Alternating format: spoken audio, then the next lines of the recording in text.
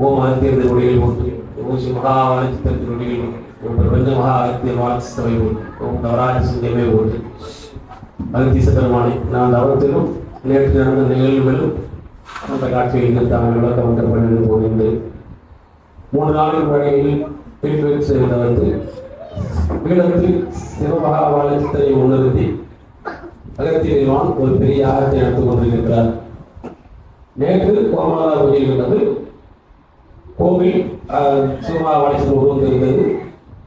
பிறகு பூஜை முடிந்த பிறகு மஞ்சள் நீரை கைகாலம் கல்வி சற்று நிமிர்ந்த பிறகு இங்கிருந்த அனைவர்களும் சித்தர்களாக தான் இருந்தனர். ஒரு ஆள் கூட உடுப்பெல்லாம் நாரி முழுக்க காவியத்தை உடுத்தி சிறியவர்கள் பெரிய ஆகியோர் அனைவரும் சித்தர்களாக தான் இருந்தனர். இந்த காட்சிகளுக்கு வழங்கப்படுகிறது. ஓம் அகத்தீசாய. உயர்மகா சபையின் ஆசானோடு கலியுக தேவசித்த சபை என்ற நாமம் துவங்கிய காலம் முதல் சீடனாக வளம் வந்த பிரபஞ்ச மகா சபையினுடைய வாழை சித்தனுடைய அகத்தினுடைய சீடனை உமக்கும் இல்லாதவருக்கும் ஆசி வழங்கி அற்புத நிலை கொண்டு சிவசபையிலே சிவபீடத்திற்குள் சித்தர் பீடத்திற்குள் அகத்தியன் ஏற்றிய அத்தகைய ஓமகுண்டம் எதற்காக?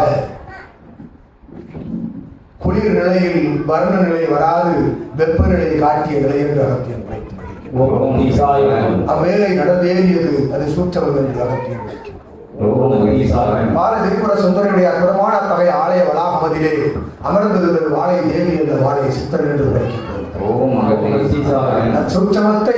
சூட்சமத்தை கண்ட சீடனை அங்கு அமர்ந்திருப்பவள் பாரதியோட சுந்தரி சித்தனை வளர்த்தெடுத்து அற்புதமாக தன் கரமிட்டு வளர்த்த அந்நாயகியின் அருகாமையில் அமர்ந்திருந்தவன் அவளுக்குள் பாரதியோட சுந்தரியுடைய திரு உருவத்திற்குள் அமர்ந்து அளித்த காட்சியை சீடர்கள் கண்டார்கள் என்று உரைத்து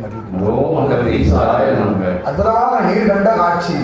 கோமாதா பூஜை நிகழ்வு நிறைவடைந்து மஞ்சள் நீண்டால் கால்கள் எல்லாம் சுத்தம் செய்கின்ற பொழுது நின்றிருந்த யாவரும் சித்தர்களாக காட்சி அளித்தார்கள். உண்மை நாம் உரைத்தவாறு சரண் நிலை கொண்டு இவன் அடிநிலை தொட்டு வருகின்ற சீடர்கள் ஒவ்வொருவரும் சித்தர்களாகத்தான் வளம் வருகின்றார்கள் என்று அகத்தியன் ஆசி வழங்கினார்.